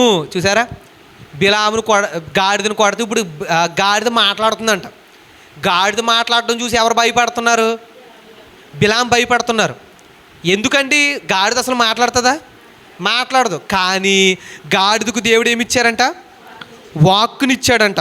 ఏమని మాట్లాడుతుందంట? అది నీవు నన్ను ముమ్మారు కొట్టితివి, నేను నిన్నేమి చేసితనని బిలాముతాను అనగా నీవు నా మీద తిరుగుబడితివి, నా చేత ఖడ్గమున్న ఎడల నిన్ను చంపి ఉందునని గాడిదతో అనెను. అందుకు గాడిద, నేను నీ దాననైనది మొదలుకొని నేటి వరకు నీవెక్కుచూ వచ్చిన నీ గాడిదను కానా, నేను ఎప్పుడైనా నీకు ఇట్లు చేయుట కద్దా అని బిలాముతో అనగా అతడు లేదనెను. అంతలో యెహోవా బిలాము కన్నులు తెరిచెను. ఇప్పుడు మీరు గమనించండి, దూత అంటుంది 32 వచనం, ఈ యెహోవా దూత ఈ ముమ్మారు నీ గాడిదను, చూసావా? ఇప్పుడు మీరు గమనించండి, గాడిదను కొడుతున్నాడంట. పైగా గాడిదతో అంటున్నాడు, నీవు కానీ నా చేతిలో ఖడ్గం ఉంటే ఇప్పుడే నిన్ను చంపేదును. అంటున్నాడు. దేవుడు వెంటనే వచ్చి అంటాడు, అసలు గాడిదని ఎందుకు కొడుతున్నావు నువ్వు? గాడిదని కొట్టడానికి నీకు. ఇప్పుడు మీరు గమనించండి, ఒక గాడిద దేవుడు నిల్చుంటే చూడగలిగింది, కానీ దేవుని ప్రవక్త చూడగలిగాడా? చూడలేకపోయాడు. దేవుని ప్రవక్త నేత్రాలు ఏమైపోయాయి? అందుకే ఇక్కడ ఏమనుంది, ఆయన యొక్క నేత్రాలు తెరవబడెను. చూసారా, గాడిద చూడగలుగుతుంది కానీ మనిషి చూడలేకపోతున్నాడు. పైగా మనిషి ఎవరు? వరాలు కలిగిన దైవజనుడు కదా, గొప్ప ప్రవక్తే. ఎవరిని చూడలేకపోతున్నాడండి? దేవుని చూడలేకపోతున్నాడు. చూసారా, ఈ రోజున మీరు గమనించండి. అందుకే మనం ఎప్పుడో ఒకటి గమనించాలి, గొప్ప గొప్ప వరాలు కలిగిన వారు అనేక మంది ఉన్నారండి ఈ లోకంలో. ఒకరా ఇద్దరు అంటే చాలామంది ఉన్నారు వరాలు కలిగిన వారు. చాలామంది వరాలు కలిగిన వారు ఉన్నారు, కానీ వారి యొక్క వరాలను బట్టి దేవుడు సంతోషిస్తున్నాడా లేదా అనేది మీరు ఒక్కసారి ప్రశ్నించుకోండి. వరాలను బట్టి దేవుడికి సంతోషం వస్తుందా? వారి మీద కోపడుతున్నాడా? ఇప్పుడు మీరు చెప్పండి, వరాలు కలిగిన పాస్టర్ గారులు ఎంతమంది లేరు? చాలామంది ఉన్నారు. వరాలనే ప్రాముఖ్యంగా తీసుకుని, స్వస్థత వరం అయి ఉండొచ్చు, అద్భుత వరం అయి ఉండొచ్చు, ఆశ్చర్యకార్యో, వాటినే ప్రాముఖ్యంగా తీసుకుని చాలామంది ఎన్నెన్నో చేస్తూ ఉంటారు. కానీ ఎప్పుడు మీరు ఒక విషయాన్ని గమనించవాలి, ఏంటంటే వరాలు కాదు, నేను ఆమె మీద స్వస్థతలు చేయలేదు, అద్భుతాలు చేయలేదంటే దేవుడు ఏమన్నాడు? నీవెవరో నాకు తెలియదు అన్నాడు కదా. అంటే వరాలు ఎవరి మహిమ కొరకు వాడాలి? దేవుని మహిమ కొరకు వాడుతున్నారా లేదా? అది మీరు గమనించండి, అది మీరు ఆలోచన చేయాలి. చూసారా, వరాలు ఉన్నాయి కదని ఎక్కడ పడితే అక్కడికి వెళ్తూ ఉంటారు, చివరికి మరలా ఏం తెచ్చుకుంటారు? చూసారా, ఇప్పుడు మీరు గమనించండి, వరాలు ఎవరి మహిమ కొరకు వాడబడాలి? దేవుని మహిమ కొరకు వాడబడాలి. దేవుని మహిమ కొరకు వాడబడాలి. ఇతడు అలా వాడట్లే. ఎవరి కోసం వాడుతున్నాడు? ఒక రాజు కోసం వాడడానికి వెళ్ళిపోతే ఈ ప్రవక్త గాడిద వచ్చి బుద్ధి చెప్తుందంట. గాడిదకి ఏం లేదు, స్వరం లేదు, కానీ స్వరం వచ్చింది. గాడిద వచ్చి బుద్ధి చెప్తుంది, అయ్యా నీకు అసలు బుద్ధి ఉందా? నాకు కనపడుతున్నాడు దేవుడు, నీకు కనపడట్లేదా? నీకు ఏదో వరం ఉందని నువ్వు అనుకుంటున్నావు కదా, ఎవరి మహిమ కోసం నువ్వు చేస్తున్నావు? దేవుడి కోసం చేయలేకపోతున్నావు. నువ్వు అంత గొప్ప ప్రవక్తవు కదా, నీకు కనబడట్లేదా దేవుడు? చూసారా, నేత్రాలు యుగ సంబంధమైన దేవత ఏం చేస్తా చెప్పండి? మనోనేత్రాలు గురుడిదానం చేసేస్తుంది, కలుగు చేసేస్తుంది. ఎప్పుడైతే వీరు నేత్రాలు మూయబడిపోయాయో వీళ్ళు ఎలా ఉపయోగపడతారు? దేవుని పనికే, దేవుని పనిలోనే ఉన్నట్టు కనబడతారు, కానీ దేవుడి పనికి ఉపయోగపడరు. ఎలా ఉపయోగపడతారు చెప్పండి? దేవునికి వ్యతిరేకంగా. చూసారా, ఏ చర్మం కప్పుకుంటారు? లోపల ఏ చర్మం? లోపల ఏముంటుంది? తోడేలు. పైకి ఏ చర్మం? చూసారా, అందుకే మనం ప్రతిదీ గమనించాలండి. అందుకే మనము ఎప్పుడు కూడా ఎవరి మీద ఆధారపడాలి? వాక్యంలో స్పష్టంగా ఉంటుంది, సమస్తమును పరీక్షించి మేలైన దానిని చేపట్టుడి. ఇప్పుడు మిమ్మల్ని అడుగుతాను, తాత్కాలిక ఉపకారాలు మీకు జరగాల, శాశ్వత కాల ఉపకారాలు జరగాల? తాత్కాలిక ఉపకారాల వలన ఏమో ఆ క్షణానికి మేలు జరిగిపోద్ది, తర్వాత మరలా తిరగబెడుతుందండి. శాశ్వత కాలము దేవుడు ఉపకారం చేస్తాను అంటున్నాడు. అందుకే సమస్తాన్ని పరీక్షించండి, మేలైదాన్ని చేపట్టండి. చూడండి, మీకు నచ్చిన నాకు పలానా చోట అనుకోవద్దు, మీరు పరీక్షించుకోండి. మీకు తెలియట్లేదా దేవుని అడగండి, దేవుడు చెప్తాడు కదా, దేవుడే చెప్తాడండి.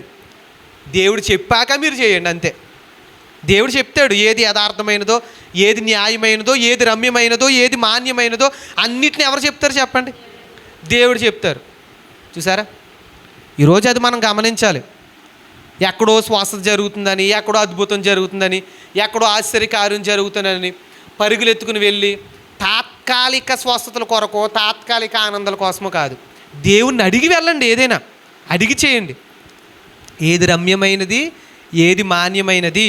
చూసారా, వరాలు ఉన్నవారు ఎంతోమంది ఉన్నారు, అవి దేవుని మహిమ కొరకు వాడబడుతున్నాయా లేదా? అందుకే మొన్న ఒక ఆయన అంటున్నారు, సేవ అంటే ఏంటంటే సామాలు తోమడం అంటండి, సేవ అంటే ఏంటంటే చర్చి ఓడవడం అంటండి. వాక్యం చెప్పడం ఎంతమంది చెప్పండి? మిమ్మల్ని నుంచోబెట్టినా మీరు చెప్తారు, ఎవరైనా చెప్తారు. సేవ అంటే వాక్యం చెప్పడం కాదు. సేవ అంటే ఏంటి చెప్పండి? చర్చి ఓడవడం. సేవ అంటే ఏంటి? పాత్రలు తోడవడం, పాత్రలు శుభ్రపరచడం. చూసారా, అది కదా సేవ అంటే. చూసారా, మరి ఈ రోజున మీరు గమనించండి, ఈరోజు సేవ అంటే ఏంటి చెప్పండి? రేపుకా గారు బాగా చెప్పారు. మైకు పట్టుకుని వాక్యం చెప్పడం ఏంటి? సేవ. అసలు అది కాదండి సేవ. చెప్పాలి. వాక్యం ఎలాగ చెప్తారు? వాక్యం ఎవరైనా చెప్తారండి. మిమ్మల్ని నుంచోబెడితే మీరు చెప్పరా? మీకు నాకంటే బాగా తెలుసు వాక్యాలు. చూసారా? మీరు చెప్పగలరు చక్కగా, మంచి వాక్య సందేశాలు వినిపించగలరు. చూసారా? అది కాదు కదా. అసలైంది ఏంటి? చాకిరీ చేయాలన్నమాట అండి. చాకిరీ చేయడమే సేవ. చూసారా? అది కదా సేవ అంటే. చూసారా? అందుకు ఈ రోజున మనం గమనించాలి, ప్రతిదీ పరీక్షించాలన్నమాట అండి. పరీక్షించకుండా గుడ్డిగా వెళ్ళిపోకూడదు. అందుకే తెలియని విషయాలు దేవుణ్ణి అడిగి తెలుసుకోవాలి. దేవుణ్ణి అడిగితే దేవుడే చెప్తారు అన్నీ. చూసారా? అందుకే ఇంత గొప్ప వరాలు కలిగిన వ్యక్తికి చివరికి ఎవరు బుద్ధి చెప్పారు? చివరికి భ్రష్టుడు అయిపోయాడండి ఆయన. చివరికి భ్రష్టుడు అయిపోయాడు అనమాట. మొత్తం తన స్థితి అంతా, తన స్థాయి అంతా కోల్పోయాడు. ఎవరి కోసం ఆలోచించి? మనుషుల కోసం ఆలోచించి. చూసారా? దేవుని పక్కన పెట్టేశాడు అంతే. చూడండి, దేవుడు హెచ్చించిన తర్వాత ఈ కాలంలో చాలామంది మీరు గమనిస్తే ఏమీ లేని స్థితి నుండి దేవుడు హెచ్చించిన తర్వాత దేవుని పక్కన పెట్టి మనుషుల కొరకు ఆలోచన చేసి చాలా గొప్ప ఉన్నతమైన స్థితిని కోల్పోతున్నారండి. చూసారా? అందులో సౌలు అల్పుడుగా ఉన్నప్పుడు దేవుడు హెచ్చించాడు. హెచ్చించిన తర్వాత రాజుగా అభిషేకించిన తర్వాత దేవుడు మాటను కొట్టివేసి దేవుడు ద్వారా విసర్జింపబడ్డాడు. చూసారా? ఇశ్రాయేలు ప్రజలు దేవుడు ఐగుప్తు దేశం నుండి విడిపించిన తర్వాత, అంత గొప్పగా దేవుడు దీవించిన తర్వాత, అద్భుతాలు చేసిన తర్వాత, మమ్మల్ని విడిపించింది దూడే అని చెప్పిన తర్వాత దేవుడు నాశనం చేసేస్తానని చెప్పాడు ఇశ్రాయేలుని. అలాగే బిలాము దేవుడే గొప్ప వరాలు ఇచ్చాడు, గొప్ప ఉన్నతమైన స్థితిలో నిలబెడితే దేవుడు మాటను కొట్టివేసి భ్రష్టుడైపోయాడు. ఈ రోజున మీరు గమనించండి, ఏమీ లేని స్థితి నుండి దేవుడు హెచ్చిస్తున్నాడు, దీవిస్తున్నాడు, ఆశీర్వదిస్తున్నాడు, ఆహారం పెడుతున్నాడు. 4 మెతుకులు నోట్లోకి వెళ్ళాక ఎవరిని అపార్థం చేసుకుంటున్నారు? గర్వం, అహంకారం. ఎంత అహంకారం వస్తుందంటే ఏమీ లేని స్థితిలో ఉన్నప్పుడే బెటర్ అనిపిస్తుంది. నిజంగా దేవుడి దగ్గర వేలాడుతూ ఉంటారు చాలామంది. అన్నీ దేవుడు ఇచ్చిన తర్వాత అహంకారం వచ్చేసి దేవుని దగ్గర చూపిస్తారు, మనుషుల దగ్గర చూపిస్తారు. ఒక ప్రశ్న ఏంటంటే, అన్ని ఇచ్చిన దేవుడికి తీసేయడం పెద్ద పని అంటారా? రాజుగా చేసింది దేవుడే, రాజుగా తీసేసింది దేవుడే. గొప్ప ప్రవక్తగా చేసింది దేవుడే, భ్రష్టుడిగా చేసింది కూడా దేవుడే. చూసారా? అన్ని ఇచ్చిన దేవుడికి తీసేయడం పెద్ద పనే కాదు. అందుకే వాక్యం వెంటనే మన అందరం కూడా గమనించాలి. అన్నీ వచ్చిన తర్వాత ఇంకా దేవుని స్తుతించాలి, ఇంకా గణపరచాలి, కానీ దేవుడి మాటను కొట్టివేయకూడదండి. నిజంగా వీళ్ళకి ఏమీ లేని స్థితిలోనే దేవుడి దగ్గర ఉన్నారు. నిజంగా దేవుడు ఆశీర్వదించిన తర్వాత వీళ్ళు ఏం చేస్తున్నారు? విడిపించిన తర్వాత ఏం చేస్తున్నారు? హెచ్చించిన తర్వాత ఏం చేస్తున్నారండి? ఆశీర్వదించిన తర్వాత ఏం చేస్తున్నారు? మాకు దేవుడితో పనే లేదన్నట్టుగా ప్రవర్తిస్తున్నారు, దేవుడి మాటను కొట్టివేసి. ఈ రోజున మీరు గమనించండి, ఏమీ లేని స్థితి మనది కూడా, కానీ దేవుడు అంచెలంచెలుగా హెచ్చించుకుంటూ వస్తున్నారు. మీరు చెప్పండి, మీకు ఎంత ఇంట్లో ఎంత ఇబ్బందిగా ఉన్నా కూడా కడుపు నిండుతుందా లేదా? ఎవరి కృప చెప్పండి? దేవుని కృప. ఎప్పుడు మర్చిపోకూడదండి. మర్చిపోయారు వీళ్ళు. మర్చిపోయి దేవుని కృతజ్ఞత లేకుండా దేవుని మాటను కొట్టివేసి, ఎవరి కోసం? మనుషుల కోసం. దేవుని మాటను కొట్టివేసి దేవుని యొక్క అడుగు జాడలో నడవకుండా లోకానుసారంగా నడుద్దామని, మనుషులు మెప్పు కోరుకుందామని, మనుషుల యొక్క ఘనతను కోరుకుందామని వీరు ప్రయత్నాలు చేశారు. మరొక్కసారి మీకు జ్ఞాపకం చేస్తున్నాను, మనుషుల మెప్పు గొప్పదా, దేవుని మెప్పు గొప్పదండి? దేవుని మెప్పు గొప్పది. మనుషులు దేవునికి మధ్య వ్యత్యాసం చూడండి. మీరు ఎంత రక్త సంబంధికులైనా అవసరం తీరిపోయాక వదిలిపెట్టేస్తారు. డబ్బు ఉంటేనే మనుషులు మీ దగ్గరికి వస్తారు, మీతో అవసరం ఉంటేనే వస్తారు. మీరు నమ్ముతారు, ప్రేమిస్తారు, వీళ్ళే నాకు సర్వస్వం అనుకుంటారు. చూసారా? వాళ్ళే మిమ్మల్ని మోసం చేసి వెళ్ళిపోతారు. కానీ మీ దగ్గర ఏమీ లేనప్పుడు వదిలి వెళ్ళిపోతారు మనుషులు. బిడ్డలైనా చాలామంది బిడ్డలు కూడా అదే చేస్తున్నారు ఈ కాలంలో. గొప్ప మా మధ్య ఎంతో ప్రేమ ఉందనుకుంటూ ఉంటారు. అలాంటి వారు సహితము ఏమీ లేనప్పుడు వదిలేస్తారు. మాట ఇచ్చి మాట తప్పిన మనుషులు ఎంతోమంది. మీకు నేను ఉన్నాను కదా, నీకు ఏంటి భయం, నీ అవసరంలో నేను తోడే ఉంటాను కదా అన్నవారే వదిలేసి వెళ్ళిపోతారండి. ఎవరు శాశ్వతం కాదు. ఈ మనుషులు ఎవరు శాశ్వతం కాదు. అవకాశం వచ్చినప్పుడు ఒకలా ఉంటారు, అవసరం తీరాక ఒకలా ఉంటారు. వెన్నుపోటు పొడిచే మనుషులు అండి చాలామంది మనుషులు. కానీ ఈరోజు దేవుడు మీ దగ్గర ఉన్నా లేకపోయినా, మీ దగ్గర తినడానికి ఉన్నా లేకపోయినా, మీ దగ్గర ఏమున్నా లేకపోయినా మిమ్మల్ని ఎప్పుడూ వదిలిపెట్టకుండా మీకు తోడై ఉంటున్నాడు, మిమ్మల్ని పోషిస్తున్నాడు, రక్షిస్తున్నాడు.